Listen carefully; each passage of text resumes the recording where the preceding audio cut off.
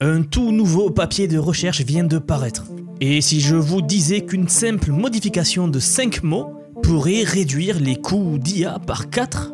Oui, des chercheurs viennent de révolutionner la façon dont les IA réfléchissent. Oubliez la chaîne de réflexion de ChatGPT ou Claude, et maintenant découvrez la chaîne de brouillon. Une nouvelle technique qui permet aux IA de penser comme des humains, mais en consommant beaucoup moins de ressources. Bonjour à tous. Il existe maintenant une toute nouvelle stratégie pour faire réfléchir des IA, et ça s'appelle la chaîne de brouillon. Alors j'ai traduit le titre du papier de la façon suivante. Je ne sais pas si c'est le terme qui sera retenu par les chercheurs français, mais utilisons-le pour cela et pour l'explication de cette vidéo. Vous le savez, mais la nouvelle vague des modèles de réflexion utilisant la chaîne de réflexion, comme par exemple DeepSeek R1, ChatGPT O3, Sonnet, Grok, etc. Eh bien cette méthode, elle a déjà propulsé l'IA dans une nouvelle ère de la loi d'échelle. Ça a permis de faire une percée spectaculaire dans le domaine de l'IA, et en fait c'est depuis la sortie de DeepSeek R1 donc qui a permis cela, de faire la chaîne de réflexion à grande échelle. Et depuis, toutes les entreprises nous ont sorti des modèles non-stop, donc Grok, ChatGPT O3, Sonnet 3.7, etc. Google Gemini aussi. Mais bien que cette méthode représente une percée spectaculaire, donc la chaîne de réflexion, elle présente quand même quelques petits problèmes majeurs. En fait, elle est intrinsèquement lente, puisque le modèle en fait va devoir produire tellement de tokens avant d'arriver au résultat final. Mais maintenant, des chercheurs de chez Zoom, donc oui, l'entreprise de logiciels de visioconférence, eh bien, ont découvert une façon beaucoup plus efficace pour les modèles de réflexion de fonctionner et qui, vous allez voir, imite plus fidèlement la façon dont les humains réfléchissent aujourd'hui. C'est ce que nous allons voir dans cette vidéo et vous allez voir que dans ce domaine qu'est l'IA, n'importe quelle équipe peut maintenant faire des percées majeures. Ce n'est plus limité aux grands laboratoires comme Microsoft, XAI, Google ou OpenAI, que sais-je. C'est vraiment ce qui rend le domaine fascinant. Maintenant, n'importe quelle équipe peut faire des percées comme celle-ci. Alors, voici l'article scientifique intitulé Chain of Draft Thinking Faster by Writing Less. Et mes amis anglophones, excusez mon accent. On pourrait donc le traduire par chaîne de brouillon, réfléchir plus vite en écrivant moins. Alors, chaîne de brouillon, ça sonne pas terrible, mais je voyais pas trop quelle autre traduction faire. Bon, donc comme je le disais, si vous n'avez pas suivi récemment, juste pour vous rafraîchir la mémoire très rapidement, laissez-moi brièvement vous expliquer ce que c'est que la chaîne de réflexion qui a permis tout ce que je vous disais tout à l'heure, et puis nous passerons à la chaîne de brouillon. Donc, la chaîne de réflexion, ça permet au modèle en fait de réfléchir étape par étape. Vous allez lui poser une question et elle va décomposer les problèmes en solutions progressives. Ça imite le processus de raisonnement structuré que les humains suivent, si vous préférez. Alors, selon l'article, bien que la chaîne de réflexion soit efficace, eh bien je lis, cette approche exige substantiellement plus de ressources computationnelles, c'est-à-dire la puissance de calcul d'un ordinateur qu'un ordinateur va fournir, vous savez, au moment de l'inférence, de la réponse, donc de quand l'IA va vous répondre. Ce qui conduit à des sorties verbeuses et une latence plus élevée. Alors une sortie verbeuse veut dire qu'elle va produire beaucoup de mots, alors qu'il n'y aurait pas forcément besoin, ça veut dire qu'elle va beaucoup parler, pour rien des fois. Donc, rappelez-vous que les modèles de réflexion utilisent cette technique-là de la chaîne de réflexion. Ce sont donc les modèles comme j'ai dit tout à l'heure, DeepSeek R1, OpenAI O3, Grok 3, Gemini Flash Thinking, etc. Mais même si cette chaîne de réflexion, en fait, elle limite en quelque sorte le fonctionnement du cerveau, ce n'est pas exactement pareil. J'en avais déjà parlé sur une vidéo précédente. C'est un peu une approximation de comment réfléchit l'humain en fait. Certes, c'est mieux que les anciens modèles, que les anciennes méthodes, mais ça reste tout de même une simple projection, j'ai envie de dire. L'exemple que j'avais pris dans une autre vidéo, c'était comme passer de la 4e dimension à la 3e dimension. En fait, l'IA fait cela. Elle réfléchit, mais uniquement sur du texte. Elle n'a pas d'autres composantes de la réflexion humaine. Je ne vais pas refaire la vidéo que j'avais faite, mais en gros, quand l'humain réfléchit, quand vous réfléchissez, vous ne réfléchissez pas juste en une séquence de phrases que vous vous dites dans votre tête. C'est là où va rentrer en jeu un petit peu l'intuition. En fait, si je vous pose une question là tout de suite, eh bien vous êtes capable de me répondre d'un coup comme ça, sans forcément faire derrière une grosse chaîne de réflexion. Vous le faites de manière intrinsèque, on va dire. Et en prenant en compte beaucoup plus de choses que le langage, en fait, vous allez prendre vos ressentis, ce que vous voyez, d'autres sens. C'est pour ça que quand je dis qu'une IA va faire une chaîne de réflexion comme l'humain, en fait, ce n'est pas tout à fait la même chaîne de réflexion que l'humain. Il y a un peu des pertes là-dedans. Et c'est pour ça que l'exemple que j'aime donner, c'est que si on réfléchit en 4 dimensions, eh bien l'IA va réfléchir en 3 dimensions. Elle a perdu certaines composantes. Donc oui, il doit exister quelque part en fait une technique qui ressemble beaucoup plus à la façon dont les humains réfléchissent. La chaîne de réflexion classique donc permet au modèle de décomposer les problèmes étape par étape, de réfléchir à ces problèmes, de rechercher parmi les solutions potentielles pour les problèmes, et puis à la toute fin, de choisir la meilleure solution pour ce problème. Mais cela nécessite énormément de tokens pour y parvenir. Les tokens, je vous rappelle, c'est un peu les lettres, un peu les mots que va utiliser l'IA. Donc plus de lettres vous allez devoir donner à l'IA, plus de lettres et de mots elle va devoir produire pour vous répondre, eh bien plus cher cela sera. Car chaque lettre de la réponse en fait d'une IA coûte de l'argent à produire. Chaque token, chaque mot, chaque lettre que va produire une IA coûte de la puissance de calcul et c'est ça que vous payez, la puissance de calcul. Bon, et c'est là que, étant donné la nature très verbeuse de la chaîne de réflexion, donc c'est assez coûteux en termes de coût réel ainsi que de latence. Donc le temps que va mettre le modèle à vous répondre. En gros, cette technique, la chaîne de réflexion, va faire produire énormément de... Elle va générer plein de paroles pour réfléchir elle-même et arriver à la solution. Alors, cet article des chercheurs de Zoom propose une nouvelle stratégie appelée la chaîne de brouillon. C'est là qu'on va rentrer dans le vif du sujet et qui, selon eux, fonctionne aussi bien, voire mieux que la chaîne de réflexion à une fraction de coût. Alors, on va regarder comment fonctionne réellement cette chaîne de brouillon et on va regarder aussi si ce qu'ils annoncent est vraiment vrai plus tard en fin de vidéo. Mais je vais commencer par vous lire cela. Les chercheurs nous disent la chose suivante.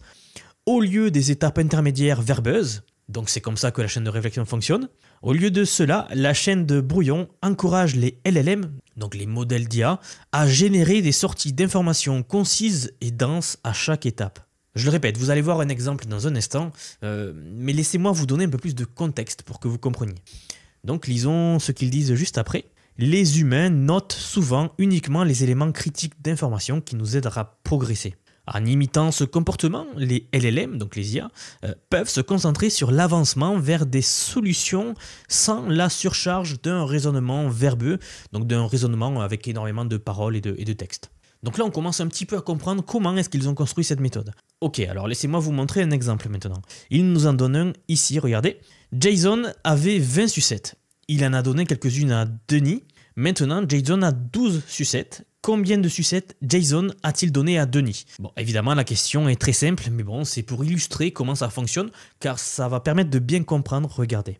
En fait, dans un modèle standard, voici comment ça se présente. Regardez, vous donnez la question et il produit une simple réponse. Il ne va pas réfléchir, il donne la réponse au tac au tac. C'est ce que l'on faisait avant, ce qu'on a toujours fait avant DeepSeek-R1, avant la chaîne de réflexion. C'est bien, mais c'est pas si utile parce qu'en fait on ne peut pas comprendre le raisonnement qui a mené à la réponse et souvent eh bien, ça fait que l'IA se perd et qu'elle ne réfléchit pas bien pour des questions plus compliquées. Alors maintenant, regardons lorsqu'on applique la chaîne de réflexion, donc les modèles pensants, la technique traditionnelle des modèles de réflexion aujourd'hui. Donc même question, tout à fait la même question, et on voit ici la chaîne de réflexion à l'œuvre. En fait, on voit qu'au début, le modèle dit Jason a 20 sucettes. Deuxième étape, il en donne quelques-unes à Denis. Troisième étape, etc., etc. Vous voyez tout son raisonnement en fait. Vous voyez à quoi il réfléchit. Il réfléchit étape par étape à la réponse. Et à la fin, on a donc trouvé la bonne réponse. Mais avions-nous vraiment besoin de toutes ces informations supplémentaires pour résoudre ce problème, à votre avis? Eh bien, la réponse est probablement non. Alors maintenant, laissez-moi vous montrer la chaîne de brouillon, ce nouveau papier. Même question, et puis la réponse est très simple. Regardez. Elle nous donne toujours les informations dont nous avons besoin pour voir comment le modèle a réfléchi pour arriver à la réponse. Mais c'est rien comparé à la chaîne de réflexion précédente. Regardez, simplement c'est 20 moins x égale 12. X égale 20 moins 12, ce qui donne x égale 8. Et c'est tout. C'est pour ça que j'ai décidé de traduire le papier par chaîne de brouillon, car en fait ça m'a fait penser un petit peu à ce que ferait un élève de lycée par exemple sur son brouillon pour répondre à un problème mathématique. Et c'est exactement ce que fait le modèle. Elle nous donne les informations les plus pertinentes pour nous permettre de comprendre comment le modèle a réfléchi au problème, mais pas toutes ces autres choses comme d'accord, allez, attendez, il faut que je réfléchisse à ça, j'ai besoin de faire ci, etc. Je dois établir cette formule. Vous voyez, tout ça c'est inutile en fait dans le processus de réflexion du modèle. Nous n'avons pas besoin de toutes ces informations supplémentaires dans la chaîne de réflexion et le modèle non plus. D'ailleurs, c'est pas ce que l'on fait lorsque l'on réfléchit nous-mêmes. En fait, on réfléchit un peu de manière intuitive. On va pas se mettre à réfléchir à chaque étape, à se dire il faut que je fasse ça, pour ça il faut que je lie à ça, etc. Vous voyez? Et donc, nous sommes arrivés à la même solution. Nous avons toujours obtenu les informations nécessaires, bien sûr, on voit la chaîne de réflexion, mais nous n'avons pas toutes ces infos supplémentaires dont nous n'avions pas besoin en fait. Prenons un peu de recul par rapport à tout ça. Vous savez, la chaîne de réflexion, en fait, elle a connu plusieurs évolutions et différentes solutions ont déjà été proposées pour résoudre son grand problème de latence. Ce que je vous disais, ça coûte cher parce qu'elle va beaucoup réfléchir et elle va produire beaucoup de mots. Et c'est très long, du coup, ça augmente sa latence. On va attendre des plombes pour une réponse. Et dans ce papier, en fait, ils abordent ces aspects en parlant d'anciennes techniques qu'avaient déjà essayé d'autres personnes. Et l'un des inconvénients majeurs de la chaîne de réflexion, eh bien, c'était sa tendance à suranalyser des problèmes assez simples. Les modèles ne savent pas évaluer la complexité réelle d'une tâche en amont. C'est ce qui d'ailleurs les amène en fait souvent à déployer un raisonnement élaboré, même pour des questions basiques. Vous allez lui demander d'additionner deux choses simples, en fait il va faire tout un raisonnement, car en amont il n'a pas su analyser la complexité du problème. Donc vous l'aurez compris, cela entraîne une utilisation excessive et inutile de ressources. Il nous cite donc une technique qu'avait utilisée une précédente équipe de chercheurs pour essayer de résoudre ce problème, qui est en cours de développement d'ailleurs en ce moment même. Donc voici que je vous présente cette approche, le squelette de réflexion, le skeleton of thought en anglais, qui tente ici d'apporter donc une solution à cette problématique de latence. Alors je vais lire ce qu'ils disent. C'est une méthode qui guide d'abord les LLM pour générer une esquisse squelettique de la réponse, suivie par un décodage parallèle pour réduire la latence. Bien que le squelette de réflexion aide à réduire la latence, il ne réduit pas le coût computationnel et est limité aux questions qui peuvent être parallélisées efficacement.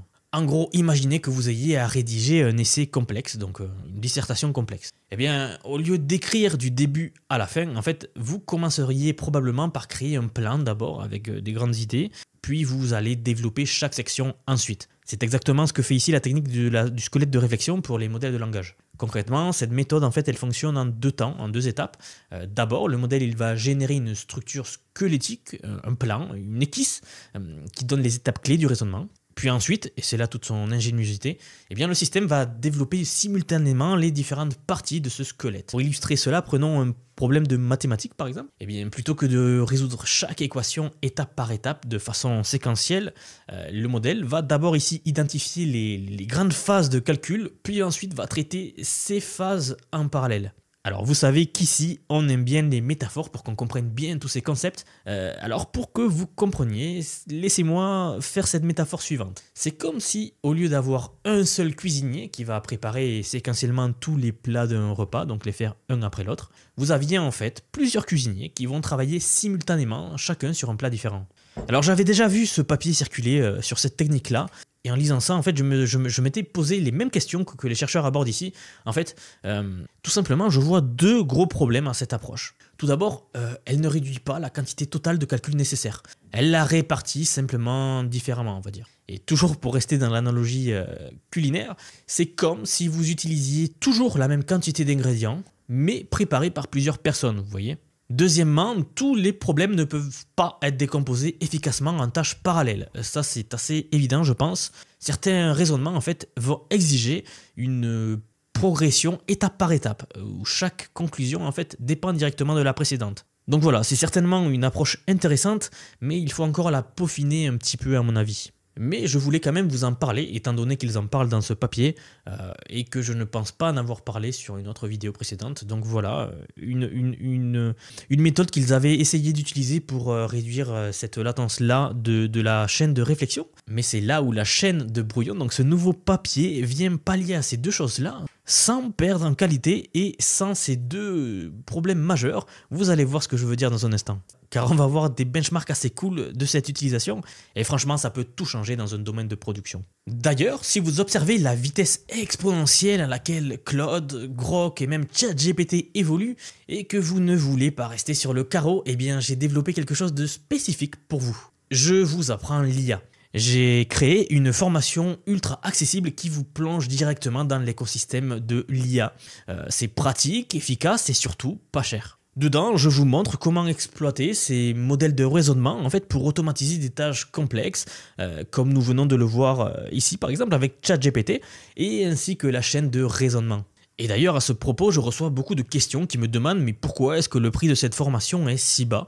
Eh bien, je le dis souvent au cours de mes vidéos, mais je vais le répéter, c'est car je veux que vous puissiez vous former à l'IA sans débourser des centaines, voire des milliers d'euros. Et franchement, il y a beaucoup trop de formations qui sont surenchéries, alors que cette connaissance, en fait, devrait être abordable pour tous. Et justement, à ce sujet, sachez que notre communauté compte déjà plus de 700 personnes et les retours sont franchement stupéfiants.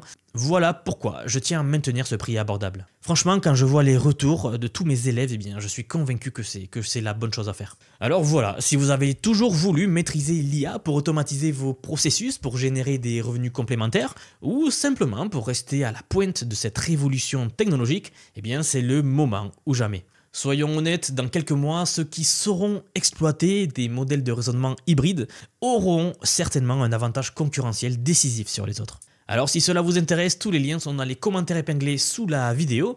Ne ratez pas cette opportunité, c'est exactement ce genre de moment charnière qui n'arrive qu'une seule fois. Allez, revenons à la vidéo et revenons à notre technique de la chaîne de brouillon.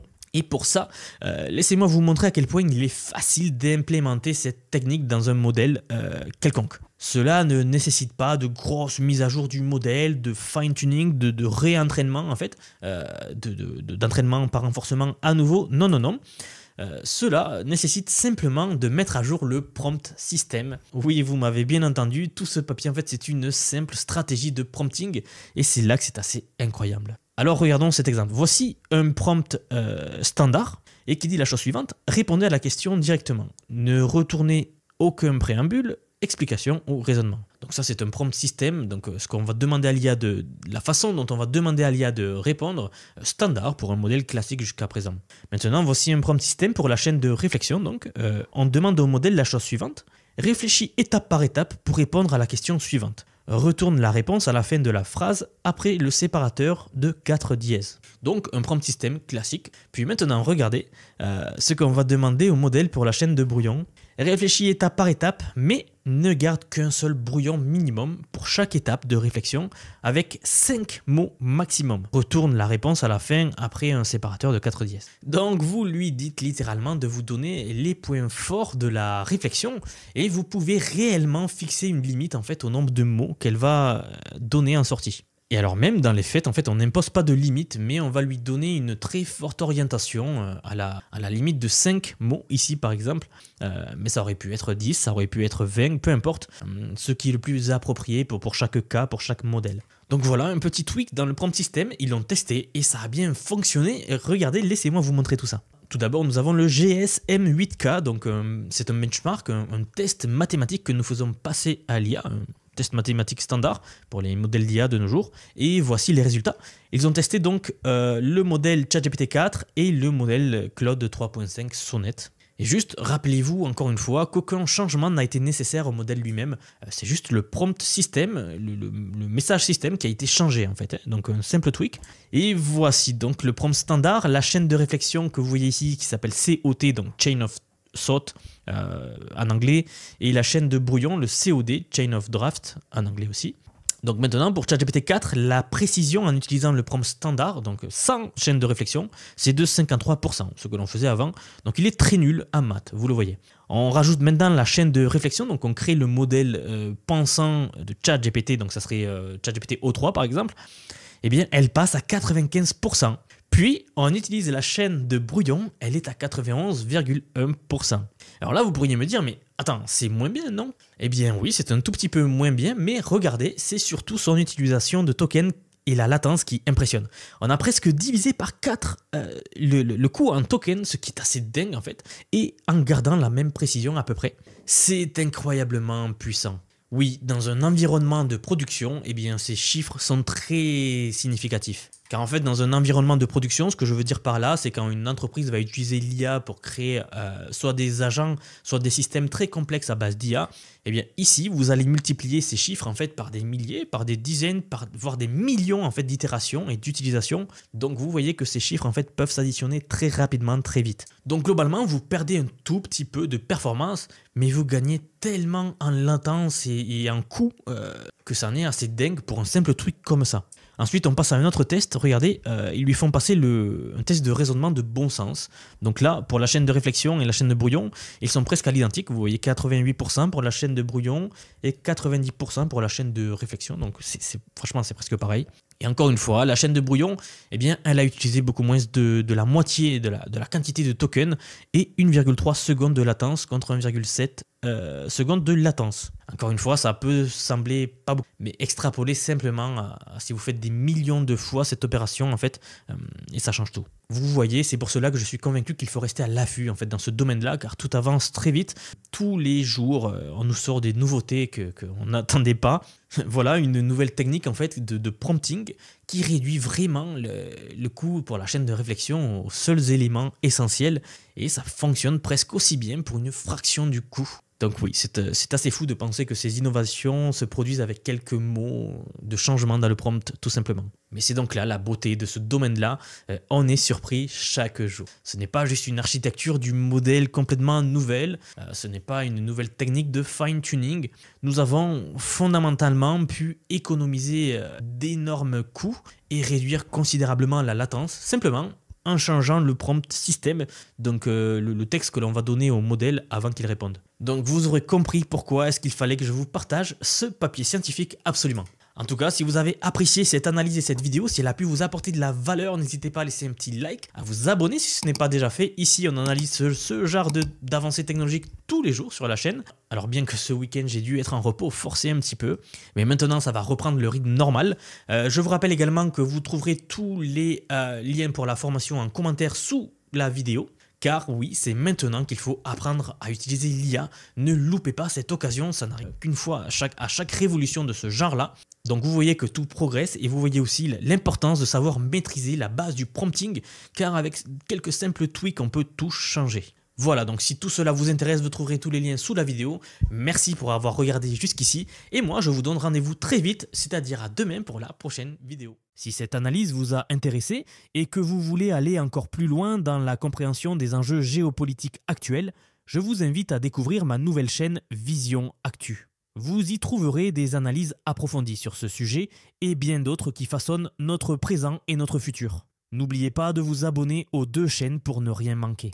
À très bientôt pour de nouvelles analyses.